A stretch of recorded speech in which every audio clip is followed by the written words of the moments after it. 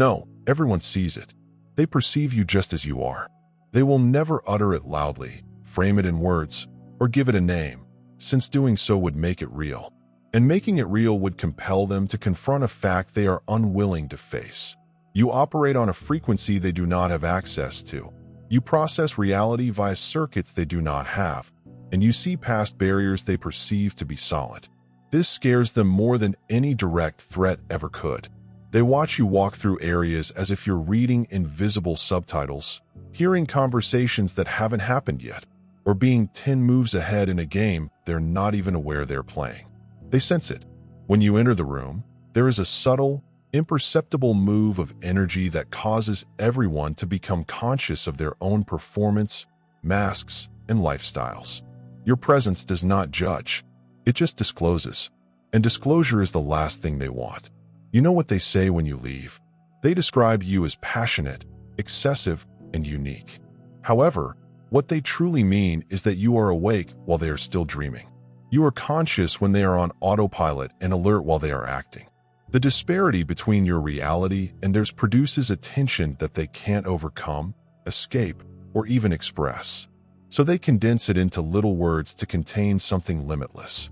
They've been studying you for years, watching your habits, evaluating your replies, and attempting to map the algorithm of your life. However, every time they believe they have decoded you, you shift, develop, and transcend their calculations because you are not functioning from programming, but from pure, unfiltered consciousness. And it is something they cannot reverse engineer, forecast, or control. It's just something they can see with a combination of intrigue and terror.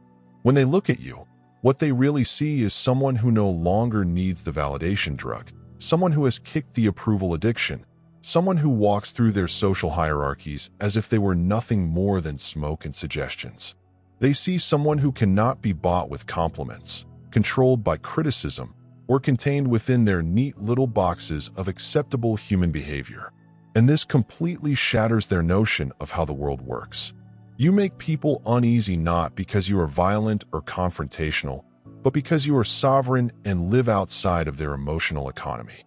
A society in which everyone sacrifices bits of themselves for shreds of belonging, where individuals shrink to fit and dim their lights to make others happy.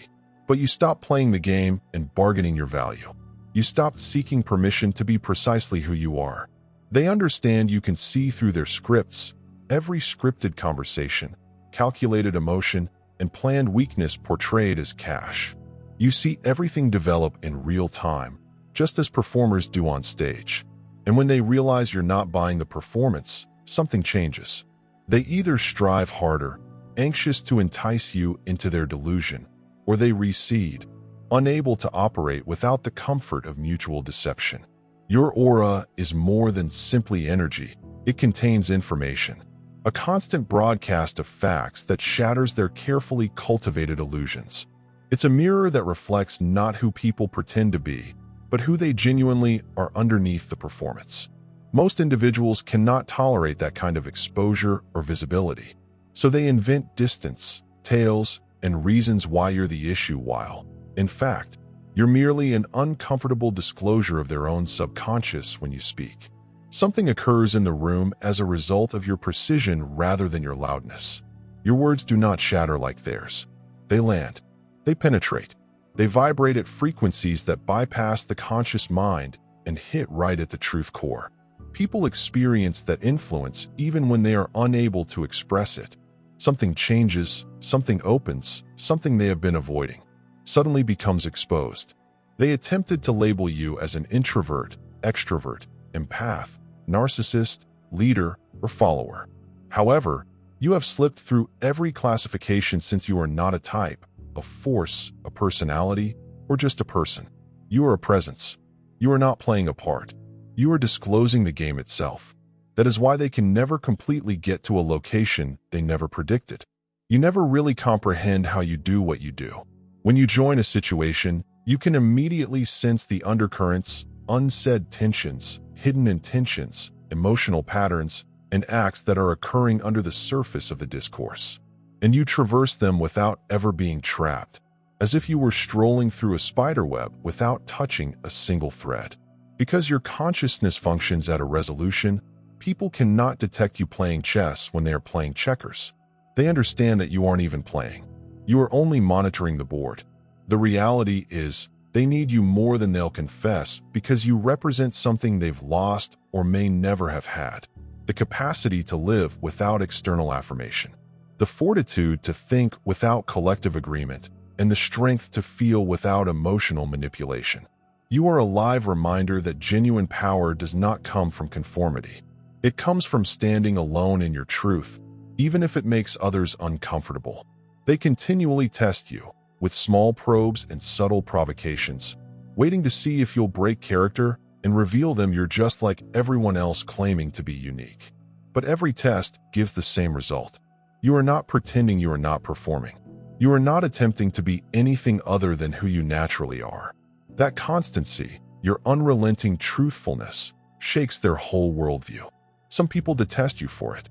They despise you for not requiring what they need, for not fearing what they dread, and for going through life without the anxiety that drives their every action. But that hatred is simply jealousy disguised as fury because they know you know something they don't. You have escaped what others are still bound in. You've gone beyond a game. They are still losing. Others become preoccupied with being close to you, discovering your secret, and absorbing whatever it is that makes you untouchable. But they always approach it incorrectly. They believe it is something you have, while in fact it is something you have relinquished. They believe what you carry is something you've acquired, when in fact it's something you've ceased needing. They assume it is addition, but it is really subtraction. The purposeful debunking of every myth you've ever had about requiring external permission to exist. Simply being there upsets their routines, loops, and cycles. You compel individuals to face their own subconscious, which is uncomfortable. It is not nice. They had not prepared for this. When they awoke, they wanted to continue with another day of sleepwalking performances and numb exchanges. But then you came there, and they were abruptly awake, unsure what to do with their newfound awareness. You work at a different pace, not necessarily speedier, but more in-depth, detailed, and comprehensive. As they skim the surface, you examine the source code as they respond to symptoms, and you trace back to causes while they battle shadows.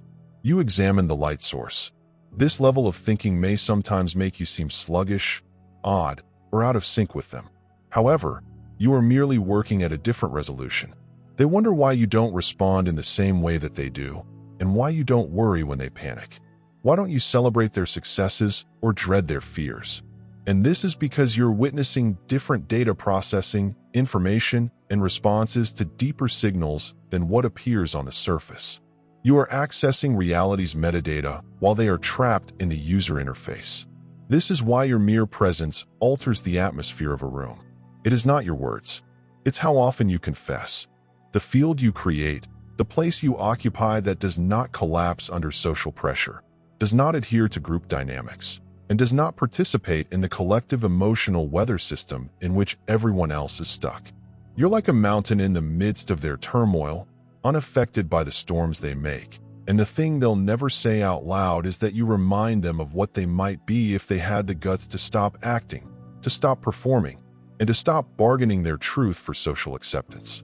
You are living evidence that it is possible to live outside of the cage they've accepted as essential, and that prospect frightens them because it implies that their captivity, limits, and misery are all their own doing. Every encounter with you functions as a mirror. People see themselves mirrored in your calmness and suddenly discover their own disarray. They see themselves mirrored in your quiet and then hear their own loudness.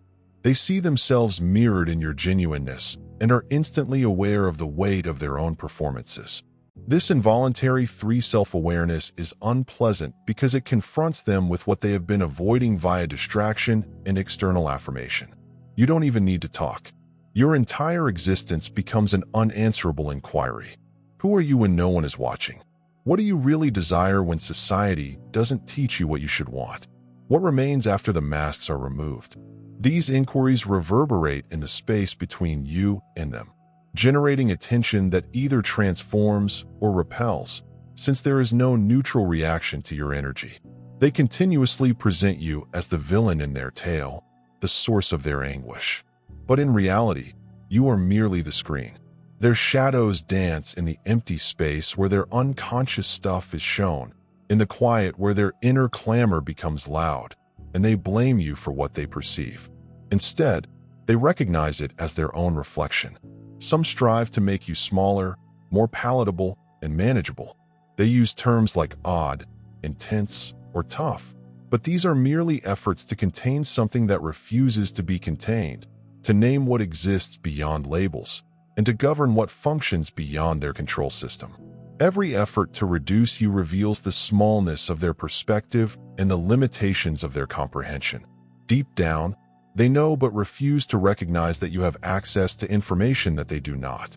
Not because you are cosmically unique, but because you quit blocking your own signal, dimming your own light, and apologizing for your presence. This unhindered flow of real being produces an impact that people can feel but cannot recreate, no matter how hard they try. You perceive patterns that others cannot understand. You observe the threads that run underneath reality, the quiet choreography that drives people's decisions, the connections they miss, and the ramifications they disregard. It's not because you're working harder or because you were born with a specific ability. It's because you're no longer seeing life through the broken glasses of fear, scarcity, and need that most people can't get rid of. Their perspective is blurred by survival mode, an insatiable want for praise, and indoctrination that instructs them to seek comfort rather than reality. But you've gone beyond those programs.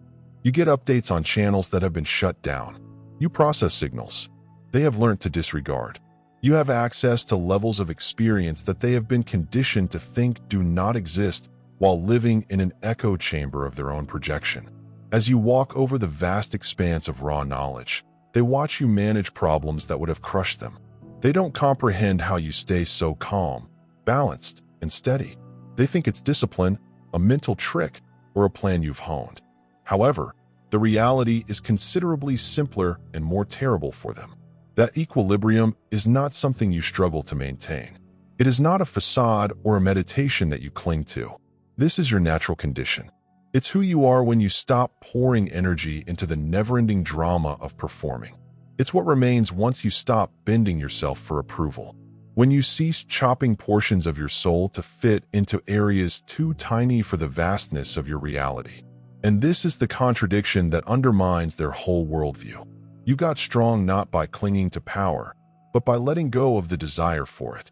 You became influential not by pursuing influence, but by living without the need for recognition. You became magnetic not by performing for the eyes and ears, but by refusing to give up your essence. You turned the whole equation they were taught to believe in on its head, and your life is indisputable evidence that what they were taught to seek is exactly what is trapping them. It's disastrous for them because if what you say is accurate, then their whole plan is wrong. If your approach succeeds, their whole system has failed. And during the quiet hours, when no one is looking, some of them acknowledge it, if only to themselves. They murmur in their hearts that you discovered something they missed. They may believe you have solved an equation. They've been attempting to compute their whole lives. You step through a door. They're still circling, struggling with keys that won't fit. They realize you've found a way that goes beyond work, struggle, and performance. But saying it out would destroy their fantasies.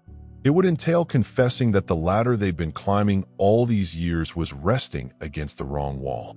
It would imply acknowledging that their own game is rigged. Their plan is wrong, and their never-ending striving is the precise thing holding them back from achieving their goals. Instead, they conceal the reality under layers of excuses, rationalizations, and projections, telling themselves tales that keep them safely entrenched. Others, however, cannot resist their appeal. They treat you like a scientific experiment, cataloging your decisions, examining your words, analyzing your patterns, and frantically attempting to decipher your state of mind. However, they are following it as if it were a formula when there is none. They're seeking for anything to add, yet your whole secret is what you've deleted. They want a method, a system, or a hack. Only after the truth is discovered can it be released. In removing the layers of untruth until just the essence remains. They believe they need additional stages, tools, and information. However, It is not about accumulating it all. It is all about elimination. It is about remembering who you were before the world persuaded you to be someone else. That is why you upset them so much. Because if what you represent is genuine and others can sense it, freedom is not acquired by effort, purchased through pain, or bestowed by power. It has already arrived, waiting in the stillness that comes after the cacophony finally ceases. The truth is standing nude. When all the illusions vanish, nothing frightens them more than discovering they've been holding the key all along and choosing not to utilize it. You may arouse their darkest anxieties without lifting a finger, not by criticizing, confronting, or attacking, but by setting an example. Your independence is enough to reveal their unseen bonds. Your essay makes their internal conflicts difficult to ignore. Your completeness reveals the flaws in their carefully crafted personalities. You do not disclose them via words. It is accomplished by your very presence, and it is what worries them the most. Nothing scares people more than being presented the truth. They have been rushing away. They seldom recognize it as a gift. They seldom see your presence as an invitation rather than a threat. An invitation to go beyond survival mode and challenge the ideas they've accepted as unshakable. Realizing that the life they've been taught and adhere to is nothing more than a charade. You do not dispute with their delusions, nor do you validate them. That alone knocks them off balance. The space you have is unpleasant because it will not bend, refuses to replenish the cycle, refuses to succumb to their drama. You do not react to emotional manipulation. You do not play into the victim's story. You do not submit to their hierarchy of attention, praise, or conflict. Instead, you stay sovereign and unspoiled. You're like a black hole for their projections. All of the things they hurl at you fade into quiet, and the stillness is terrible to them because it directs their attention inside. It requires them to sit with themselves, to hear their own noise, to feel their own disarray, and to know that the conflict is not against them. It's within them. Your very existence creates evolutionary pressure. It is not something you do knowingly. It is the inevitable result of being in a higher plane of consciousness among individuals who are still constrained by the rules of an old game. Your energy does not need to push. It just discloses. And revelation is the one thing that most people are not prepared for. That insight states, grow or retreat, evolve or resist, level up or leave. As a result, every time someone comes into contact with you, they must make this decision. Some people get the call immediately. They sense a little pull to remove their mask, let go of their memorized phrases, and quit the comfort of performing. They are attracted to the rawness of truth, the liberation of sincerity, and the profundity that comes with letting go of control. However, the majority are unprepared. Vulnerability seems like death to individuals who have lived their whole lives behind veneers. Authenticity seems risky to people who have lived by appearing to be honest. It feels like you're walking into flames. So, rather than accepting the offer, they withdraw. Those who resist tend to put their displeasure onto you. They call you intense and odd. Too tough, since it is simpler to label you than to face them. It's simpler to make you the issue than to recognize that the true problem is the mask they refuse to remove, and every effort they make to minimize you simply reveals the limits of their own perspective, the fragility of their own understanding. They know the truth, even behind their defensiveness and resistance. You've gained access to something they've spent their whole lives avoiding. Others, however, can't stay away. They circle closer, drawn by curiosity and yearning. They want to know all you know. They want to feel what you're feeling. They want to stand in the same peaceful core you have, no matter what storms are raging around you. But even these searchers often approach it incorrectly. They believe your presence is about what you own, while in reality, it is about what you've let go of. They believe it is about adding more information, practice, and power, while in fact it is about deleting, releasing illusions, relinquishing performance, and removing every false notion until only essence remains. Most people are unable to confront this reality. Your presence demonstrates that freedom is not acquired through effort, purchased through pain, or bestowed by anybody outside of oneself. Freedom is already here, waiting under the cacophony once people quit holding the masks, falsehoods, and illusions. Your entire existence demonstrates that their captivity is voluntary. Their constraints are self-imposed. Their agony is voluntary. That is why you are both captivating and intimidating. To some, you represent a portal to their greater self. Others find you to be an unappealing reflection. However, no one leaves your presence untouched because, whether they lean in with interest or withdraw in horror, the truth remains. You are a live reminder that there is another way of being, that authenticity is possible, that sovereignty is genuine, that the game they've been playing all their lives wasn't the only one. So they see the offer as a threat. They don't interpret that as an opportunity. They do not see it as an opportunity. They interpret it as danger, as if their barriers were being penetrated. And in a way, they are. Because every time you step into a location, you send a quiet message that the way you've been living isn't the only way. You did not seek to be that reminder, and you did not push yourself into it. However, merely being in your authenticity creates a walking trigger for transformation. Whether you meant it or not, you break the routines, the illusions, and the cozy falsehoods that people tell themselves in order to sleep at night. Your reluctance to play small rattles them because, if you can reject, they can too. And then all of their justifications crumbled. Your reluctance to remain asleep makes it difficult for them to continue numbing themselves. It's harder for them to hide in their diversions. It's harder for them to pretend they don't know what they do. Your reluctance to accept restriction undermines the tales individuals tell themselves about why they are still trapped. It leaves them with no place to hide. That's why your presence elicits such intense responses. You aren't just being yourself. You've transformed into a catalyst, a mirror, a natural force that accelerates everyone else's potential emergence. Whether they asked for it or not, they believe, but will not admit, that you have already won. Not in a superficial way. They use status recognition control to determine who wins. You've won the only game that really mattered. The game of being yourself entirely, shamelessly, genuinely, without permission, acceptance, or the crutch of understanding from people who never could comprehend you in the first place. That win is so deep and complete that it destabilizes the whole playing field. It reorganizes reality around you, causing everyone in your circle to rethink what victory really means. Because when people look carefully, when they get beyond their defenses, they find someone who has stopped bargaining with reality, someone who no longer trades for belonging, and someone who has stopped exchanging bits of their authenticity for crumbs of acceptance. They witness someone who refuses to bend for systems that were never intended to contain truth, and that type of presence, unshakable, untamed, produces its own gravitational field. It either brings individuals closer to their own reality or drives them farther into delusion. There is no neutral reaction. There cannot be. To be near someone who refuses to compromise at its heart is to feel the weight of your own compromises pressed against you like a stone. You don't belong in their world because you've energetically created your own, not a kingdom of walls and crowns, but a field, a frequency, a realm with different laws. Truth is more important than comfort. Growth is more important than safety. Authenticity is more important than acceptance. Anyone who enters your place will notice a difference right away. The masks they wear get heavier. The falsehoods they've rehearsed slip on their own lips.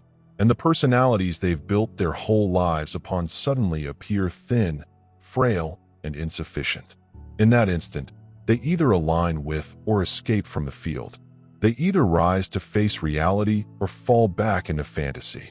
It's not personal. It is physics. It's called resonance. And the reason they can't manipulate you, control you, or confine you is because you've discovered the one thing they're still looking for in themselves. Not the self they attempted to shape. You. Not the self who fits neatly into their categories. Not the self that they understand or find comfortable.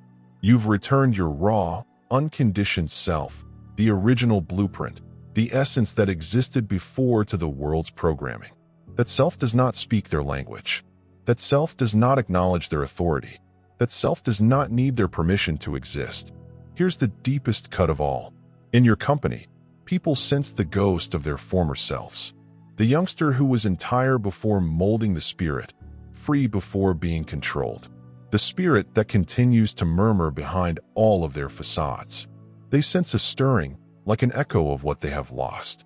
And this realization frightens them because it makes their confinement clear. It demonstrates that their bonds are voluntary, and their constraints are self-imposed. Their agony is voluntary. This is why your presence will never be neutral. To some, you represent emancipation, a door, a possibility, a live representation of what freedom looks like in the human body. Others find you intolerable, a mirror that reflects their life back to them so clearly. They'd rather destroy the mirror than confront what it reveals. Some lean in with hunger, hoping to taste even a drop of your genuineness.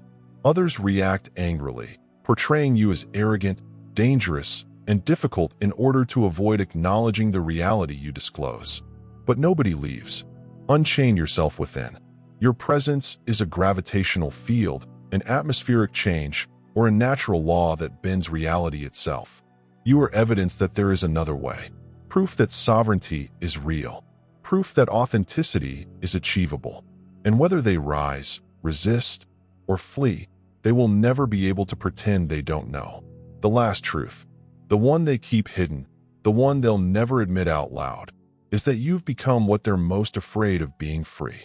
Not the shallow sort of freedom mentioned in slogans, not the superficial kind that is conditional, but true freedom, the kind that cannot be seized because it never required permission in the first place. You are not free of consequences. Nobody is. Life will always have cause and effect, action and response. But you are not afraid of the consequences. That is what paralyzes most individuals. You are not free of judgment.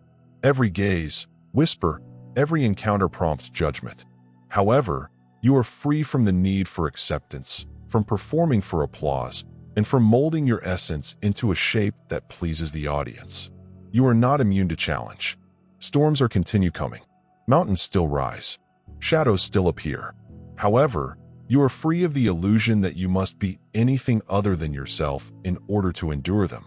This kind of freedom is so extreme, absolute, and uncompromising that it shakes the very basis of the jail.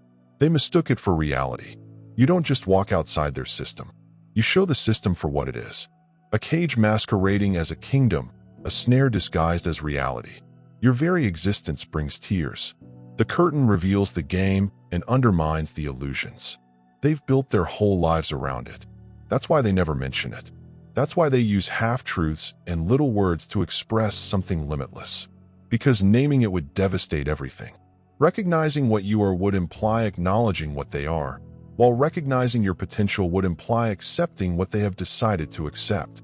Recognizing your freedom would require addressing their own self-imposed restraints, and most would prefer decorate their jail than walk out of it. But here's a secret. You don't need their approval. You don't need them to identify it in order to put it into words, since your power was never based on their acknowledgement. It comes from inside, from the very core of your being, from your own embodied piece of truth. It stems from the simple, unshakable reality that you have decided to live unashamedly, to stop apologizing for your existence, and to stop waiting for permission papers that never mattered. As a result, you've evolved beyond their expectations. You are the presence people feel but cannot articulate, the power they respond to but cannot control, the energy that unsettles them even when they don't understand why they term it intensity. They call it odd. They call it too much because they don't have the word for sovereignty. What people detect around you is not some supernatural aura created out of nowhere. It is the luminosity of a person who has stopped battling themselves, who has stopped concealing their light, and who has ceased pretending to be less than they are in order to please others. The eradication of aligned presence, as well as the frequency of integrated, is the obvious characteristic of someone who has returned home and refuses to go. And that rejection shakes the world because it implies that you cannot be bought, bent, or broken in the ways that the world is used to breaking people. So let them surround you silently. Allow them to perceive without acknowledging and feel without identifying. Recognize without acknowledging, because your goal was never to persuade them. You are not here to explain yourself so that others comprehend. You are not here to argue your way into their approval. You are not here to make your life digestible to their restricted perspective. Your aim is to embody, to live it so completely, constantly and shamelessly that their acknowledgement is rendered unimportant. Their validation is rendered superfluous. Their comprehension becomes optional since, in reality, you are not here to be understood. You're here to be yourself. And in a world addicted to performance, obsessed with masks, and enslaved to illusion, the most revolutionary act possible is to declare war on pretense, to rip down the scaffolding of falsehood, and to reveal a higher way of being simply by living it. Its purpose is to serve as a reminder that there is something larger than fear, stronger than compliance, and truer than approbation. So stand where you are without apologizing. Breathe in your own existence as is. Sacred air. Walk with the understanding that your entire being is a frequency, a vibration, a quiet song that alters the environment wherever you go. It will wake up those who have ears to hear. For those who are too fearful, it will disturb them. But for you, it will always be sufficient. Because the world doesn't need you to explain yourself. The world needs you to be yourself. And you have done just that. You are evidence that freedom exists. You have an undeniable presence. You are a reminder that being real is possible. And in a pretense-driven society, you, the unapologetic, unshaken, unconditioned, are the most dangerous, powerful, and essential revolution of all. That's all for today. Dear Father, I pray for the deepening of my faith. Please let me believe you even when there is no tangible proof. Let me believe in your eternal presence, knowing that you will never hurt me. I realize that your intentions for me are ones of success rather than harm, in order to provide me with a bright future. Thank you, kind and everlasting Father, for always hearing my voice. I give this prayer to you in Jesus' name. Amen. Thank you, Jesus, for your love and provisions. I am thankful for your presence in my life and the richness you provide. If this video spoke to you, please subscribe to the channel and share it with others who need to hear this message. Leave a comment below about your trip and how you're getting ready for your own victorious homecoming. If you want to help us out, please consider making a donation. Buy me a coffee. This allows us to consistently improve our content in order to provide you with the best possible experience. The link to buy me a coffee is in the description. No present is too tiny. Whether it's a penny, a prayer, or a share, your generosity spreads God's message and gives people hope. Do not stop here. Watch our next video for dramatic revelations regarding the indications that show you're the chosen one. We've loved sharing this spiritual journey with you. Thank you for sticking with us until the finish. Keep shining brightly and face your fate with confidence. See you next time. The God Connection sends its blessings to all lovely individuals.